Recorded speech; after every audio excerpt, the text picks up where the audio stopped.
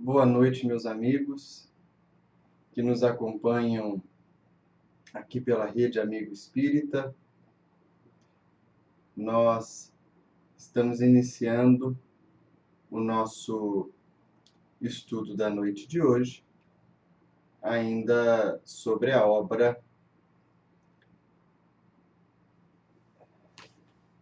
Depois da Morte, do Leon Denis. Eu espero que vocês estejam todos bem, com saúde e o máximo de lucidez possível. E aguardo o sinal sobre o áudio e sobre o vídeo. Tudo ok? Áudio e vídeo ok? Para a gente poder começar?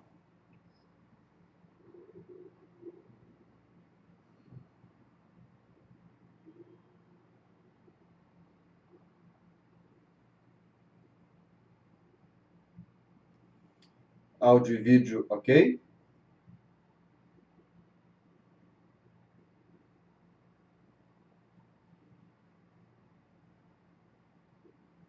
Muito bem.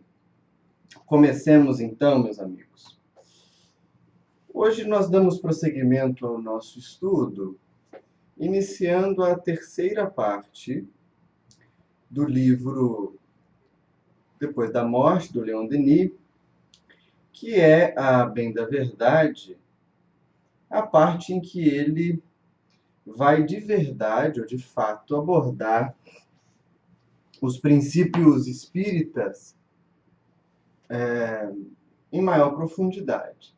Na primeira e na segunda parte, o que ele está fazendo para nós é pensar a respeito da condição humana de maneira bem ampla e como essa condição humana se relaciona com o que a gente chama de sagrado.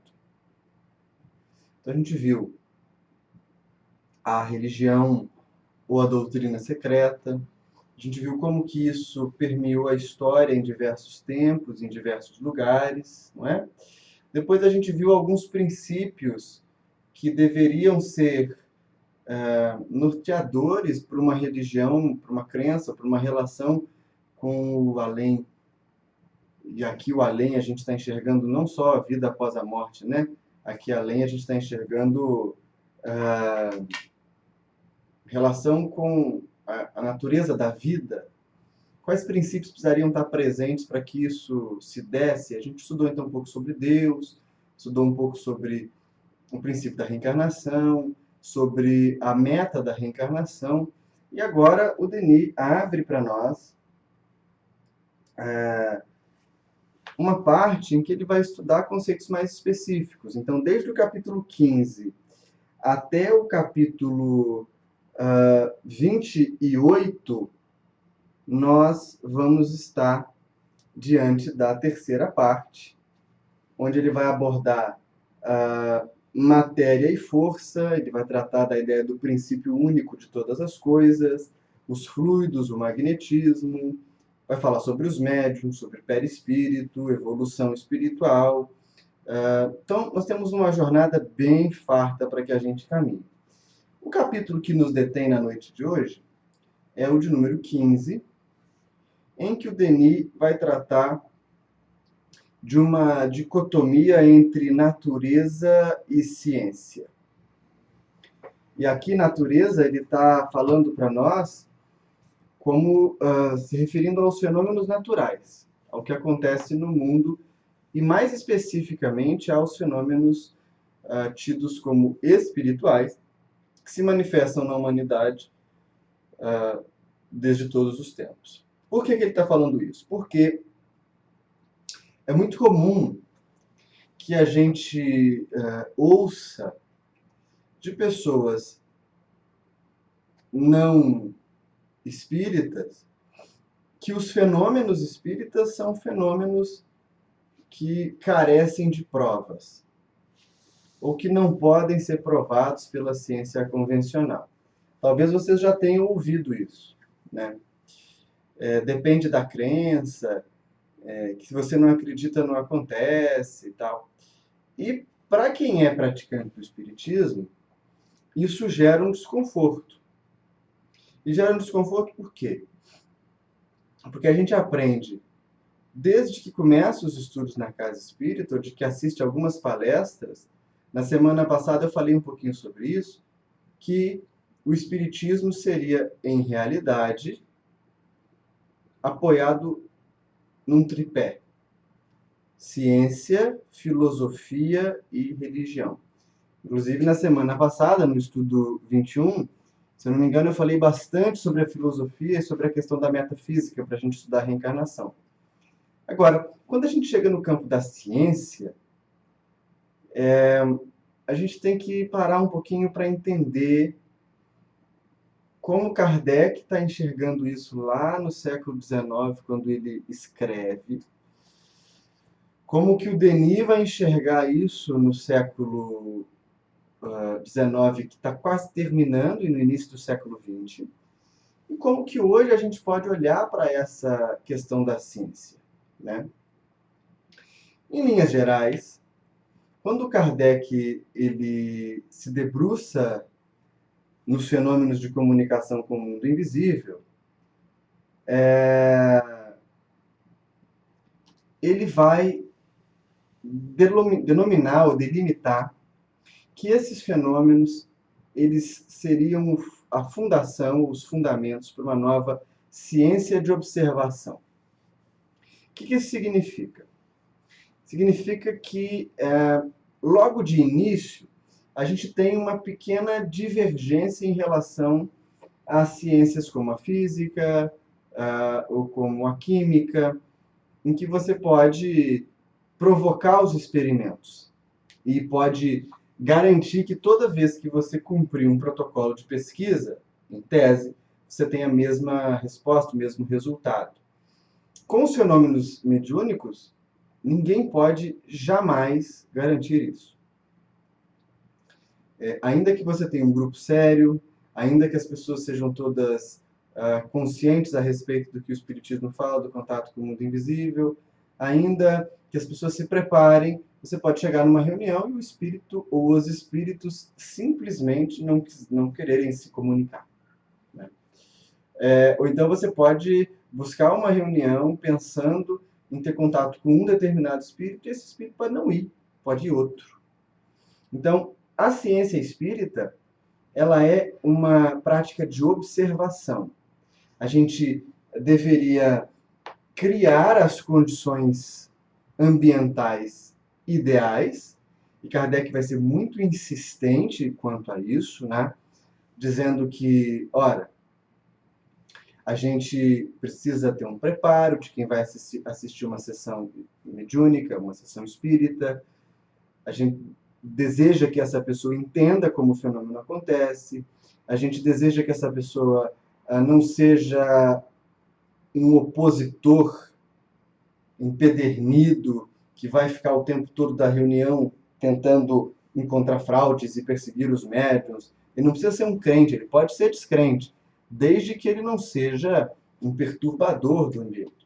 Então, além disso, é interessante que as pessoas se conheçam, que exista entre elas um mínimo vínculo de afetividade ou de respeito, porque as pessoas precisam ficar relaxadas, elas devem ficar relaxadas, umas perto das outras, durante uma sessão mediúnica. Todas essas são as condições externas ideais. E o que Kardec propõe é que a gente cuide dessas condições para garantir que o fenômeno aconteça, ou para permitir que, acontecendo o fenômeno, ele seja útil.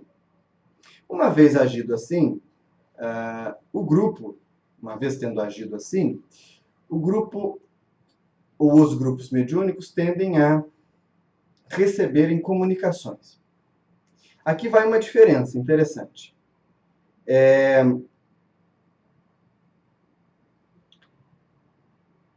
No Brasil, é muito comum que a gente associe as reuniões mediúnicas, todas elas, com sessões de desobsessão na casa espírita. É raro o grupo que mantém ainda hoje uma reunião de estudo com os espíritos, ou uma reunião em que os espíritos venham trazer instruções, dissertar sobre temas, tratar de assuntos, responder perguntas. Isso não é muito comum mais. Na época de Kardec, o modelo de reunião de desobsessão que a gente tem no Brasil hoje não existia. Então, as sessões, elas tinham por objetivo questionar os espíritos ou receber instruções espontâneas deles. Como que se dá, então, a ciência dita ciência espírita? Como se deu lá no tempo de Kardec? Bem, se a gente compreender que não existia uma base anterior, Kardec vai fundar o método a partir das condições ideais do grupo, a partir das mensagens que vêm a partir do mundo invisível, vem do mundo invisível. Kardec começa a reunir esse material e a sistematizar temas, respostas, ideias. Ele vai aproximando, sobrepondo, costurando as teses dos espíritos, e a partir da observação das mensagens que surgem em diversos grupos, ele consegue pinçar dali, né, separar do conjunto majoritário de comunicações aqueles princípios fundamentais. Então, para Kardec, o Espiritismo é uma ciência na medida que observa os fatos, que analisa os fatos e que propõe uma teoria a partir desse movimento, né? Desde o tempo dele, o codificador não tinha muita a ideia de que o Espiritismo deveria ser uma ciência convencional. Já na introdução do Livro dos Espíritos, ou melhor, na introdução da terceira edição do Livro dos Espíritos, que é essa que a gente usa hoje com mais frequência, Kardec vai dizer várias vezes que o simples fato de uma pessoa ser um homem de ciência não define que ela por si só tenha condição, ou por isso só, perdão, tenha condição de avaliar ou de julgar qualquer fenômeno espírita.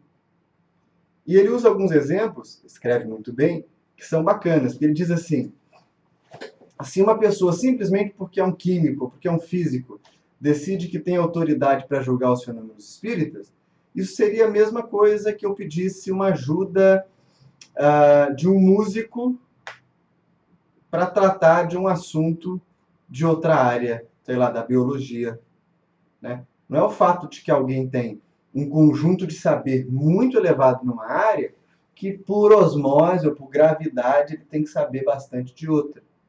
E Kardec tinha isso claro. Então ele vai dizer que o Espiritismo funciona como ciência de observação, mas ele precisa estar ancorado nesses princípios fundamentais do seu campo experimental. Bem, assim Kardec entende ciência lá no seu período. Isso ele vai escrever para nós em 57, entre 57 e 61, que são as reedições do Livro dos Espíritos. Agora, o Denis, que está escrevendo lá no fim do século, ele vai falar para nós que, bem, é claro que essa ciência de observação a qual Kardec se dava tem o seu valor para a gente lidar com fenômenos objetivos. Entretanto, existe uma parte das consequências dos fenômenos espíritas que não são tão facilmente perceptíveis pelos paradigmas ou pelos modelos de ciência que a gente tem disponível. Então, ele vai falar para nós, o Denis, assim, olha,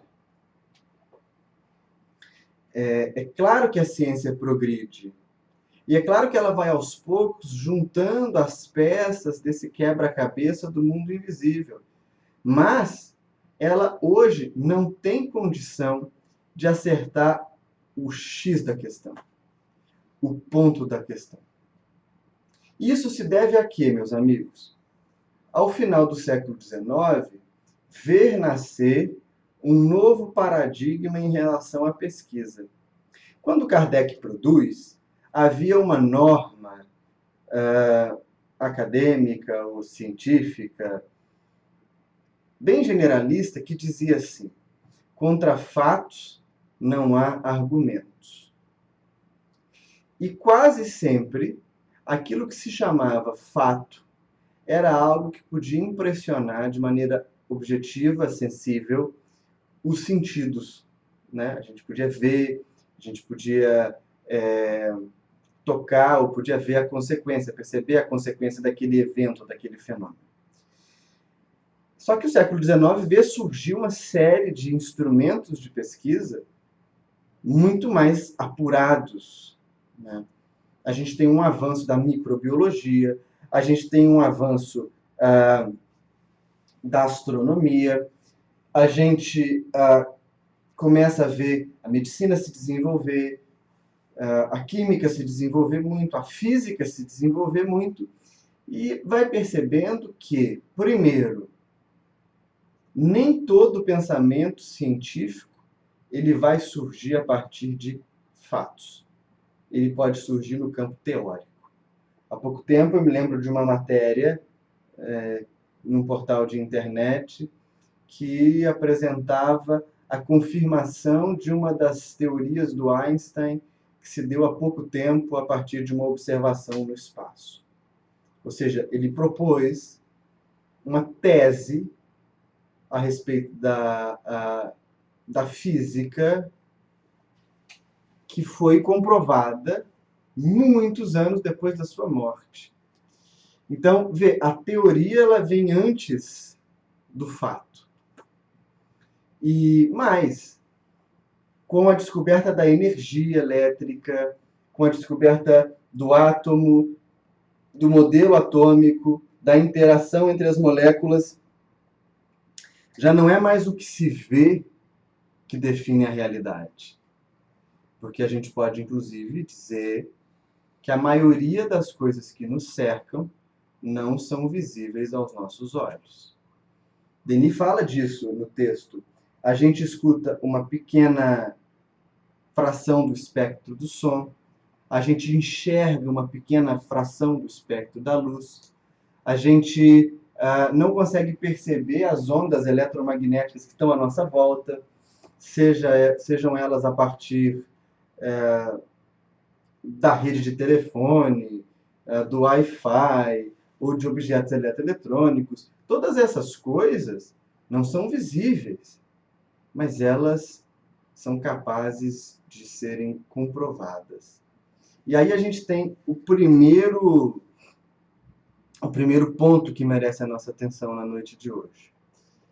Denis vai seguir por um caminho que diz assim: a ciência do homem tem limites. Ela não vai conseguir alcançar as culminâncias do entendimento da lei natural assim, do dia para a noite. Ela vai precisar de um processo. Só que a natureza, enquanto manifestação da vontade divina, não tem. E aí ele vai iniciar um movimento interessante. Ele vai dar para nós, claro que ele não é o primeiro a fazer, mas ele formata isso de uma maneira muito palatável, muito boa. Ele vai dar para nós a noção de que os fenômenos espíritas, eles podem ser verificados pela ciência material, não sei se a palavra seria aqui quantitativa, mas eles podem ser avaliados por uma ciência de paradigma materialista? Podem. E até hoje a gente vê um montão de pesquisas por aí, né? Na semana passada, se eu não me engano, isso, nós recebemos aqui em Juiz de Fora vários amigos no festival literário que a Casa Espírita realizou, O evento foi transmitido pela Rede Amigo Espírita também. Então está disponível aí no canal. Nós recebemos alguns amigos palestrantes, médios, e dentre eles um amigo muito querido de Salvador, que é o Florencio Anton, um médium de pinturas mediúnicas com faculdades bem interessantes. O Florencio me mostrou algumas pesquisas em que ele foi estudado, com resultados pelo menos interessantes, né? Muito, muito, muito chamativos. E pesquisas que estão medindo ali imagem, estão medindo funcionamento cerebral, todas essas coisas que os nossos equipamentos humanos são capazes de registrar. Mas o Denis está dizendo para nós o seguinte: não é esse tipo de aferição o fundamental para que a gente legitime o pensamento espírita. Porque o pensamento espírita vai ser fundamentalmente apoiado numa concordância ou numa anuência racional dos seus postulados. E aí é que a gente se espanta. A gente percebe, então, essas pesquisas que são pesquisas médicas, pesquisas clínicas, pesquisas com médiums, mas raramente a gente vê trabalhos que estão discutindo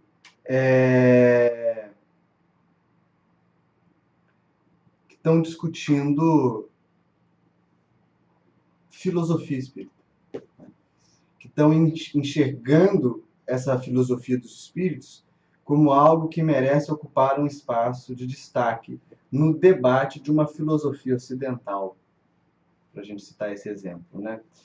E é interessante porque existem cátedras, existem cadeiras de teologia mística, patrística, protestantismo histórico, luteranismo, existem cátedras de diversas teologias ou filosofias da religião, e existem cursos, faculdades de ciências da religião, em que esses temas são estudados. E mesmo nesses lugares, o espiritismo ainda é timidamente visto, lido e pesquisado.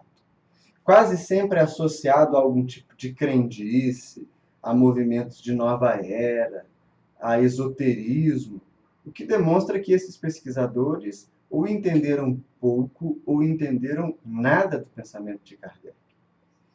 Há uma tendência de pegar tudo aquilo que envolve comunicações de espíritos, botar num balaio e dizer espiritismo. Mas não é bem assim. E Denis vai falar, olha, é a razão que vai primeiramente anuir os fenômenos espíritas. E eles devem ser sempre verificados pela razão. É isso que vai dar para nós tranquilidade diante do fenômeno.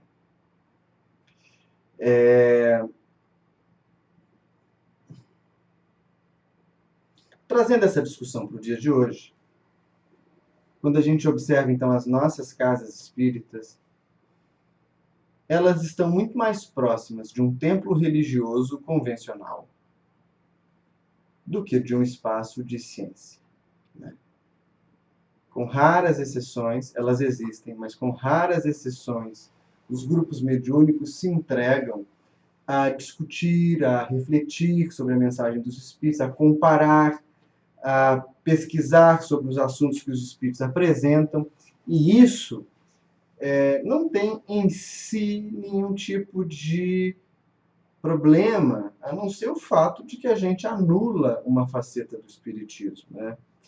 A gente acaba transformando ele numa expressão de fé, pura e simplesmente.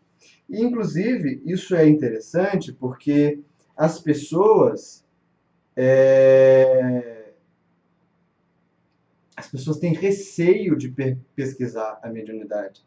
Elas têm receio de duvidar do fenômeno. O Rafael, inclusive, falou aqui da matéria de ontem do Fantástico. Eu vou falar sobre ela daqui a pouco. Eu vou falar um pouquinho sobre ela, sim. Mas, normalmente, a gente tende a achar que os assuntos, quando eu digo a gente também, podemos colocar assim com muitas aspas, porque há grupos sérios de pessoas que têm pesquisado Brasil afora, mundo afora. Mas boa parte dos praticantes, e aí agora eu estou corretamente falando, entendem que pelo fato da mensagem ser vinda do mundo espiritual, ela já merece total credibilidade. Não, não é isso. Só você pensar, se a gente observar a mediunidade de psicografia, tá? Observa estatisticamente o número de pessoas à sua volta que escreve bem, que se comunica bem pela escrita. Pode pensar e pode contar na sua semana que vai se iniciar agora e na semana que vem você manda para nós aqui no YouTube. Conta entre essas pessoas aquelas que escrevem com jeito, que têm conteúdo, que conseguem se comunicar. Com certeza você vai encontrar essas pessoas. Mas elas serão uma porcentagem reduzida no horizonte vasto de indivíduos com os quais você convive.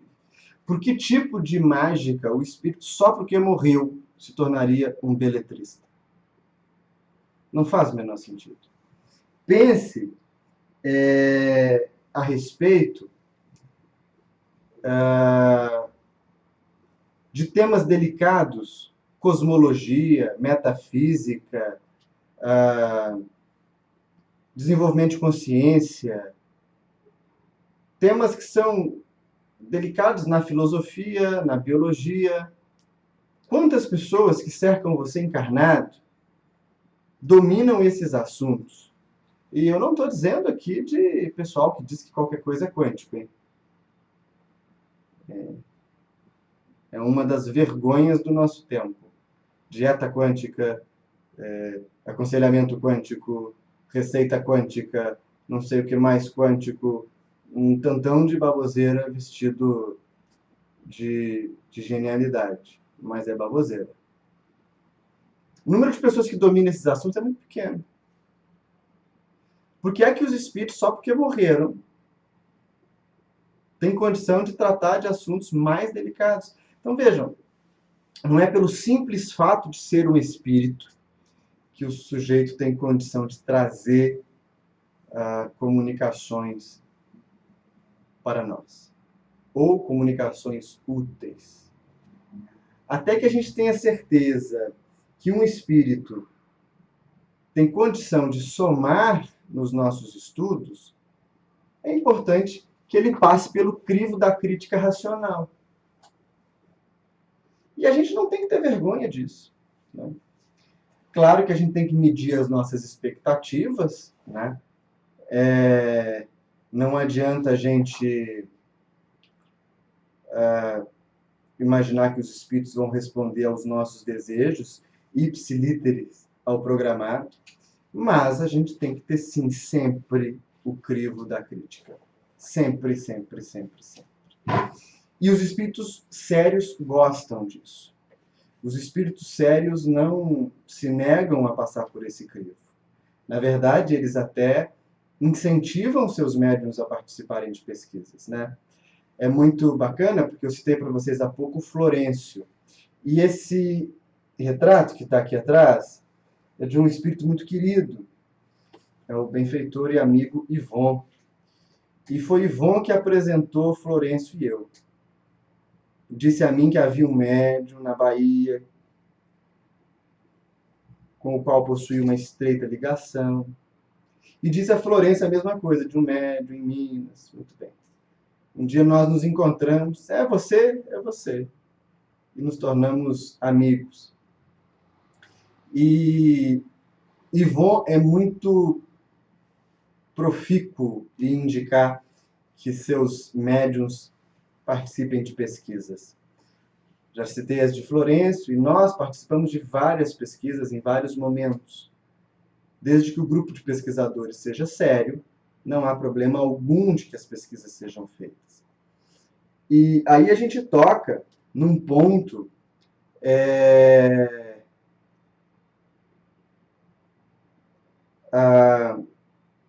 que é o ponto que o Rafael falou, que foi um pouco da matéria do Fantástico ontem, a respeito de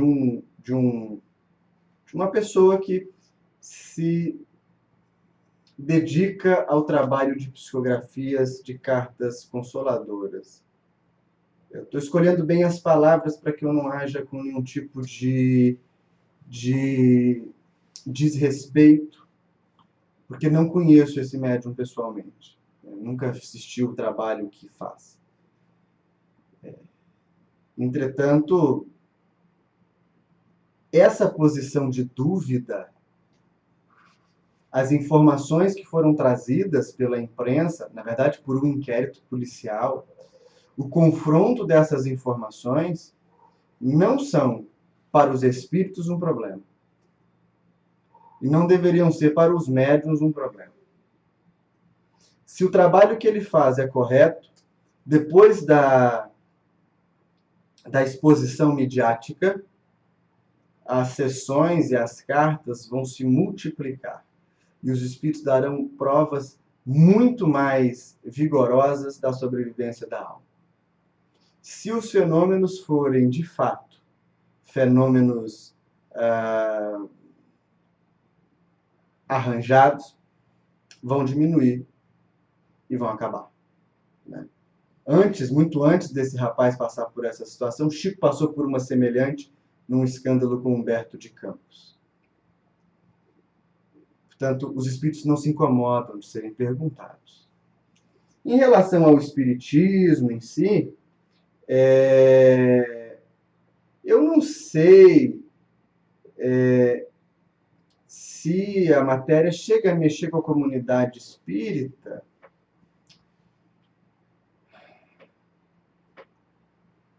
porque a comunidade espírita, de modo geral, é acéfala. Não presta atenção nessas coisas. Tem um choque, com 15 dias está tudo normal de novo. Vê o que gerou o fenômeno João de Deus. Comoção, crime de João de Deus, né? Os crimes. Comoção, primeiro momento. Segundo momento, negação. Terceiro momento, silêncio. Há vários outros médiuns que continuam fazendo aquilo que o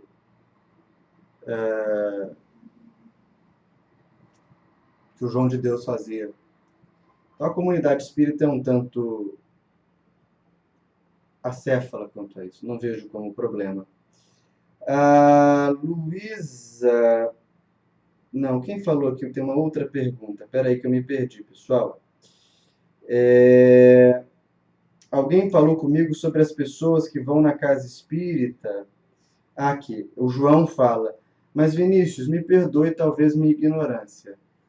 Não se preocupa, pode falar o que você quiser. Quando a pessoa vai a um centro espírita é porque não encontra resposta para suas angústias nas religiões convencionais. É verdade. Mas isso não muda o fato de que nós continuamos usando a casa espírita, muitas vezes, como mais uma religião. E aí a gente se sente muito confortável de pegar um carro velho e caindo aos pedaços e só passar uma tinta nova nele. Se a gente enxergar o espiritismo só como mais uma religião, só que uma religião mais bonita e mais clean, a gente pegou aquele carro caindo aos pedaços, passou uma tinta nova e falou, poxa, como ele está ótimo. Vai funcionar durante um tempo, mas daqui a pouco a gente começa a ver que existe o fanatismo, o dogmatismo. O espiritismo precisa, para existir, desse sopro de liberdade do pensamento. Quem que não gosta disso? As instituições que morrem de medo, né? E as pessoas, os médiuns, que criam em torno de si um culto da personalidade. Aí, de fato, não suportam o pensamento. E é importante a gente dizer aqui que quando a gente fala de pensar, a gente não está falando... A gente não está falando de que a pessoa que é crítica é agressiva, vai lá para botar o dedo na ferida. Não. Não.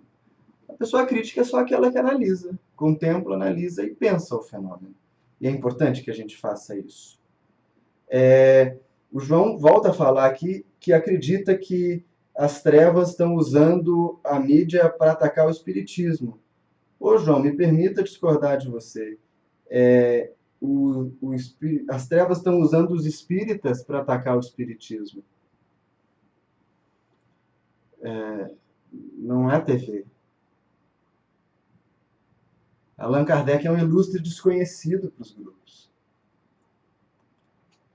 Nós vemos um crescimento doentio de fenômenos, de acontecimentos no seio do nosso movimento, que nada tem de relação com o espiritismo.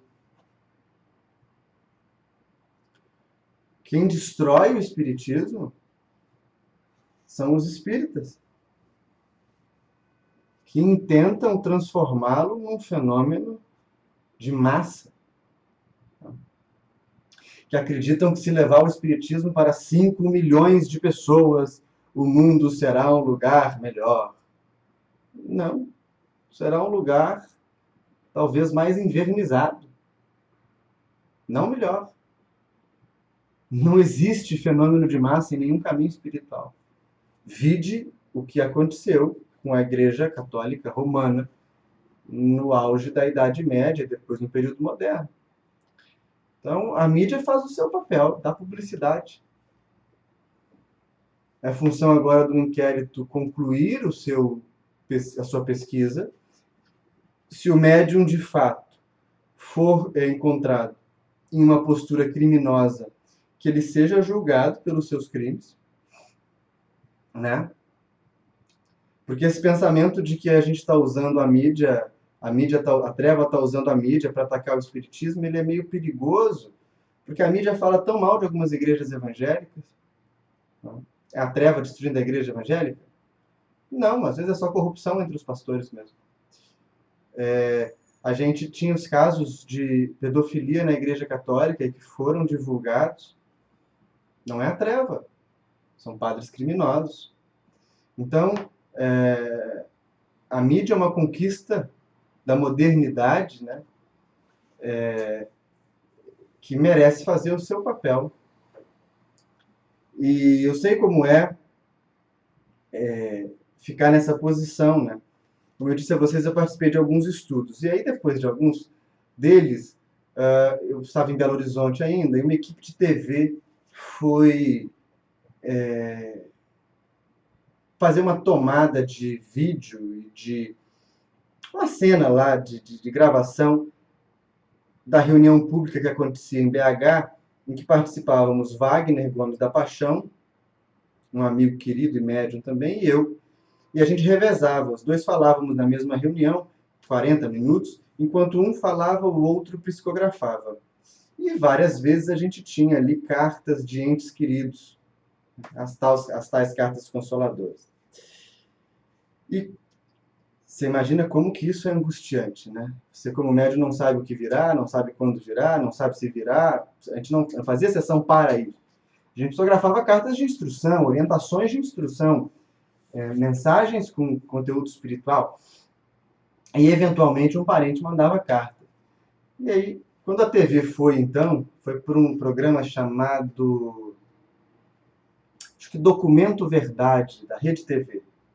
Quando um dos auxiliares lá da TV foi me colocar um microfone na lapela para que eu pudesse, caso falasse alguma coisa, eles, enfim, gravarem, né? Ele disse para mim assim: olha, fica tranquilo, não precisa inventar nenhum espírito aí não. Na hora que ele falou pela primeira vez aquilo, eu fiquei bem incomodado. Depois eu fiquei pensando, ele está no papel dele. Porque, de fato, não é função do médium inventar espírito. A matéria ficou bem legal e depois saiu. Se vocês pesquisarem documento, verdade, psicografia, uma coisa assim, dá para vocês verem. O Gato a Jato pergunta se seria uma crítica negativa chamar a comunidade espírita de acéfala, Vinícius. Ô, meu amigo,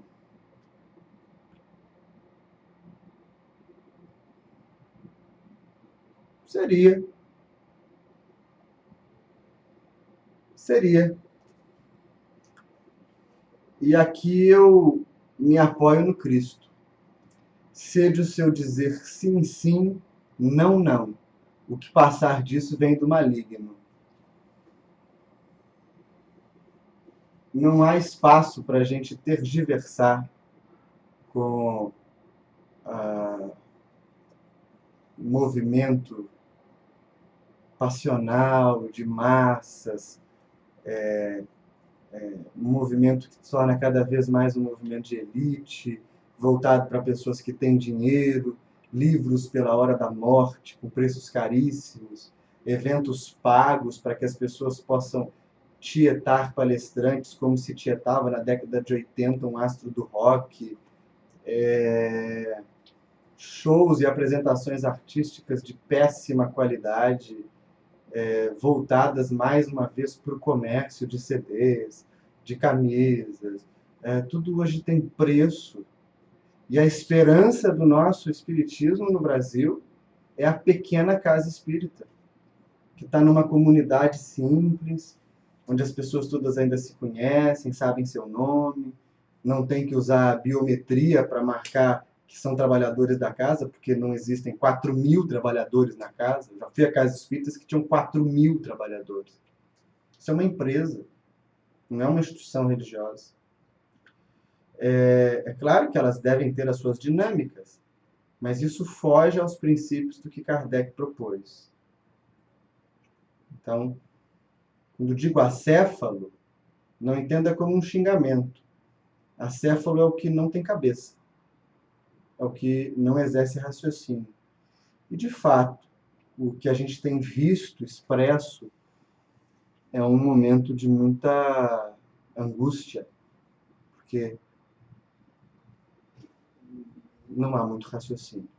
Né? Não há raciocínio. Por isso os grupos pequenos são muito importantes.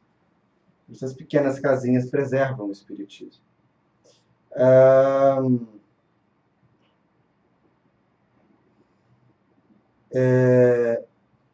Aí a Fabiana comentou sobre os livros, é verdade, né? Enfim, a gente precisa exercitar essa racionalidade diante do fenômeno espírita. E ao exercitar essa racionalidade, a nossa razão vai dizer se o fenômeno ele é razoável, ou seja, coerente ou não. Se ele não for, ele não deve ser acatado. E é engraçado que a gente vive uma coisa aqui no Brasil que é um fenômeno sociológico. Né? Na década de 30, a sociologia brasileira começou a se expandir. E a gente tem alguns teóricos da sociologia brasileira que estavam estudando o surgimento, a constituição da nossa nação com muito esmero. A gente tinha o Caio Prado Júnior, a gente tinha o Gilberto Freire e a gente tinha o Sérgio Buarque de Holanda. Especificamente o Sérgio Buarque de Holanda escreve um livro chamado Raiz do Brasil. E no Raiz do Brasil, ele apresenta uma definição do nosso povo, que é uma definição muito atual. Que ele vai dizer que o brasileiro ele é, por essência, o que ele chamou de homem cordial. O que é o homem cordial? Cordial vem de coração. E ele remonta essa definição a um período em que o Brasil era majoritariamente rural e agrário. As pessoas precisavam se ajudar umas às outras ali na comunidade em que habitavam. Então, se desenvolvia uma profunda relação de camaradagem com quem estava perto, e uma negação, um afastamento, uma coisa, uma proibição com quem estava longe. E aí, essa conduta do homem cordial se manifesta no nosso jeitinho brasileiro, se manifesta naquela nossa forma de tentar malemolentemente não ver algumas coisas que estão erradas, de tentar apaziguar. E aí há um problema. Por quê? Porque essa é a origem, por exemplo, da corrupção, quando a gente mistura o público com o privado. Quando a gente tem alguns políticos, vocês devem ter ouvido isso aí no interior, onde as pessoas falam sobre eles, o fulano rouba, mas faz. É uma distorção da nossa visão desse homem que age com o coração, que quer sempre passar o pano por cima e tal. Muito bem. Nós temos um problema. Quando isso chega no espiritismo, A gente enxerga os maiores tipos de atrocidades acontecendo e a gente simplesmente passa o pano. Não, a gente não pode falar, não pode dar ibope para treva, a gente não deve fazer isso, não deve fazer aquilo, o que é totalmente contrário às instruções de Kardec, o que é totalmente contrário às instruções dos espíritos da codificação, sobretudo Erasto, totalmente contrário ao que vai dizer Leon Denis, totalmente contrário ao que o bom senso diz para nós. Entendem? Aí nós temos um problema. Então, quando a gente fala que a ciência vai comprovar o espiritismo, é o uso da nossa razão, pessoal. Não é que algum cientista vai trazer uma prancheta e dizer, olha, agora está tudo resolvido. Isso não vai acontecer. A Luísa pergunta, Vinícius, não seria um comodismo dos espíritas?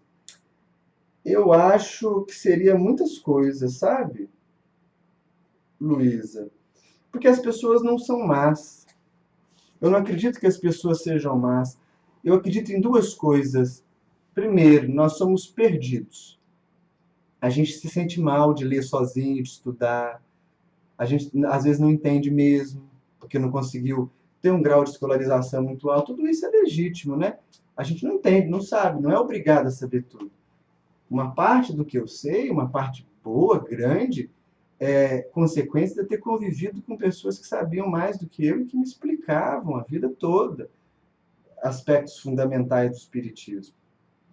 Então, uma parte é essa falta de orientação, sabe? A outra parte, eu não sei se é comodismo, mas a gente acabou colocando quase todas as religiões hoje em dia, não só o espiritismo, numa posição muito acessória da vida. Como assim? Eu tô cansado, tô com energia baixa, tô triste. Então eu vou no centro, barra igreja, barra templo, barra terreiro, para que eu possa recarregar a bateria.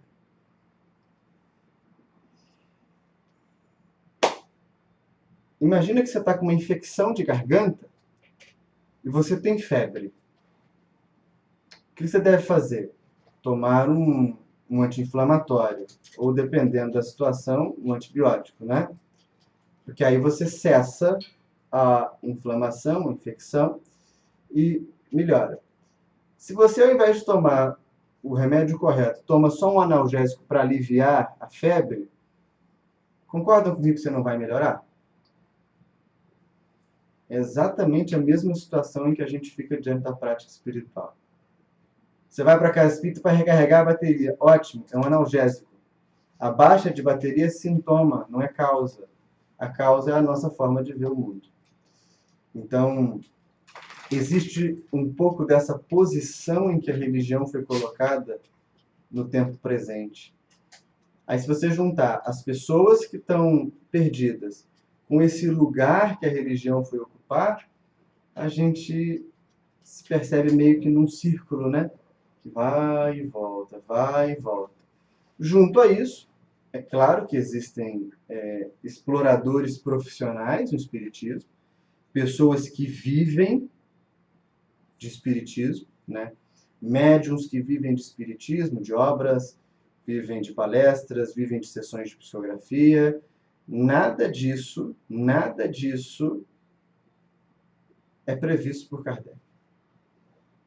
Na verdade, Kardec vai dizer que isso é um indício de que as coisas vão erradas, vão mal. Quando o indivíduo passa a dedicar a vida exclusivamente a viver o fenômeno. Se o sujeito já aposentou, claro, ele pode fazer isso. Se o sujeito tem uma condição econômica muito boa, porque herdou uma coisa de família, ele pode fazer isso. Agora, se é um indivíduo comum, se é um indivíduo que deve trabalhar, cuidar da casa, cuidar da família, né? O que os espíritos falam para nós, lá na codificação? Que ele dedique o tempo que lhe sobra à realização dos efeitos das sessões dos trabalhos. Percebe como a distorção é sutil? Mas ele não é médium? Pode ser, só não está lidando com a mediunidade conforme o espiritismo propõe. Aí a gente tem que ter isso tudo muito claro.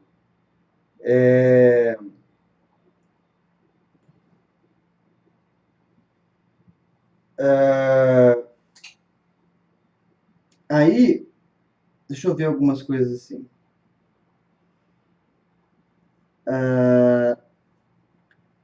O Fernando Roman fala dos seminários com estrelas com preços exorbitantes. Verdade. Isso é um outro problema. É um problema terrível, o culto ao dinheiro. Mas é muito mais cômodo pagar, né? Mesmo que seja para ouvir um estudo genérico de alguém que não entende nada de espiritismo. Aí vocês podem dizer assim, nossa, mas Vinícius, você tá ácido hoje, você tá afiado, você tá escorrendo veneno da boca. Não, gente. Qualquer um de vocês pode constatar isso. Eu acho engraçado que em alguns lugares se vendem lotes de ingressos para eventos espíritas, como se fosse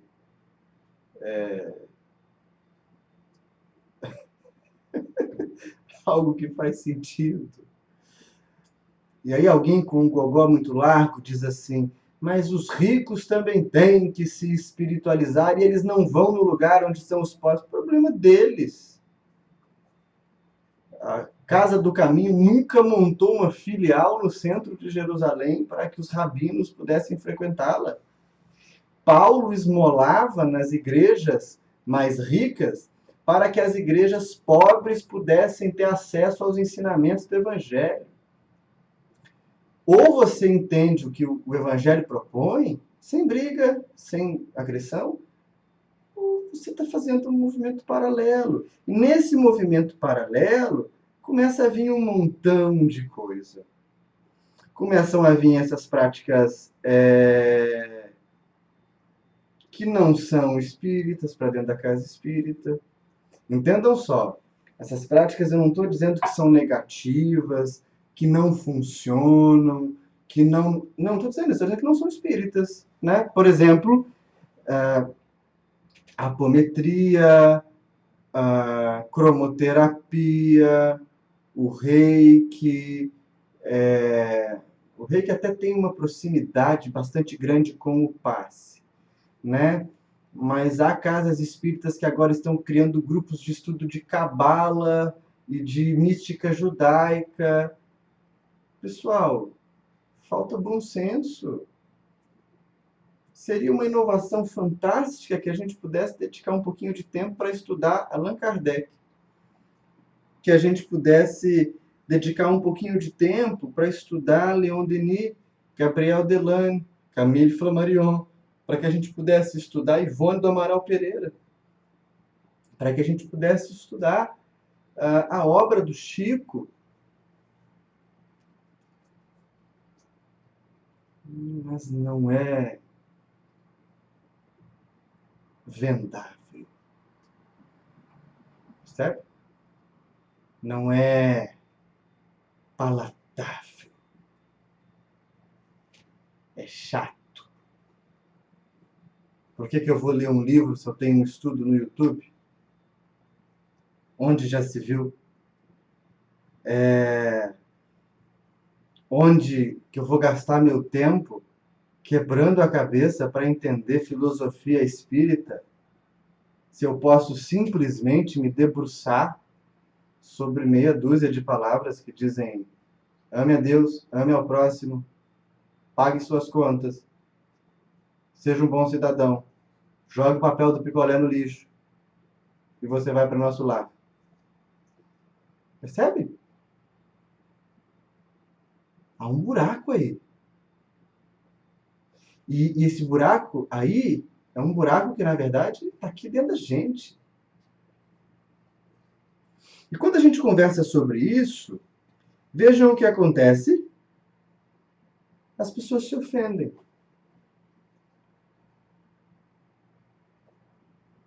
As pessoas se incomodam.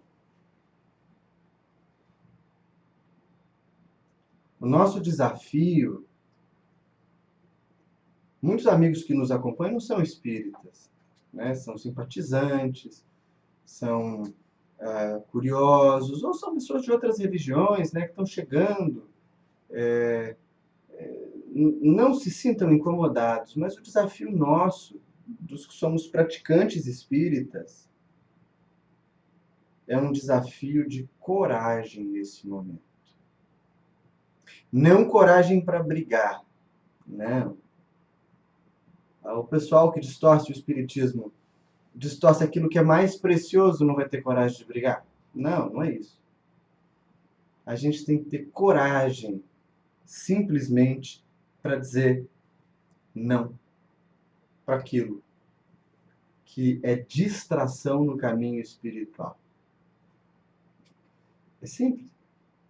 Porque existem estrelas, porque são convidadas e porque são aplaudidas. Por que existe um mercado que só cresce no movimento? Porque se compra. Entendem? Diz respeito a você, diz respeito a mim. Eu me lembro uma vez, e eu vou começando a conduzir para o final aqui a nossa fala. Nós estávamos numa reunião mediúnica e eu tinha trazido um monte de itens aqui para conversar com vocês desse livrinho aqui, do Diálogos Espíritas, que foi um livro que a gente lançou agora há pouco tempo. Nós estávamos numa reunião mediúnica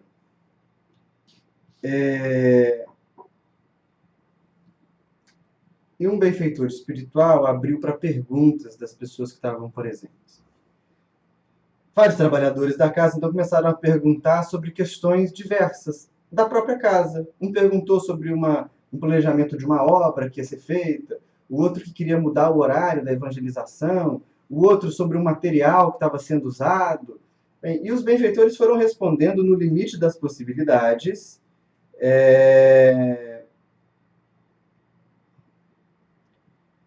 No limite das possibilidades, foram atendendo as questões das pessoas, né?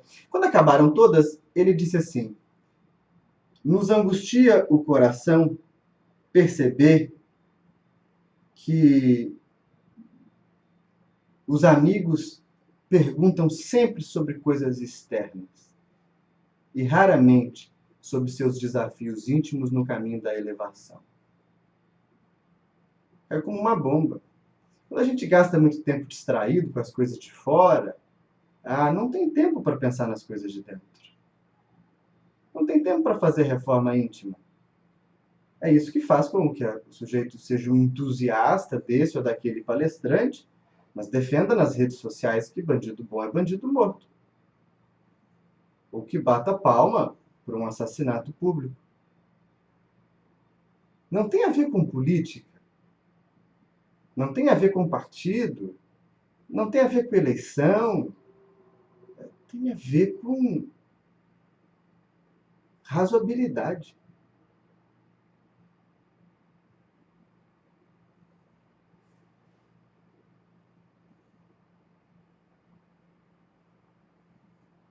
Tem a ver com honestidade. É essa a anuência da ciência que Denis fala para nós. E daí a gente pensa assim, a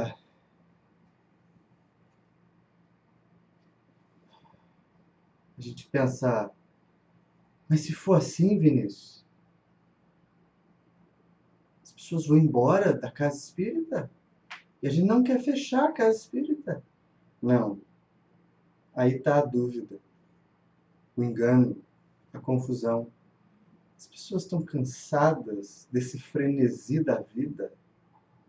As pessoas querem carinho, afeto. As pessoas precisam de capacidade para vacinar a mente com as ilusões da jornada.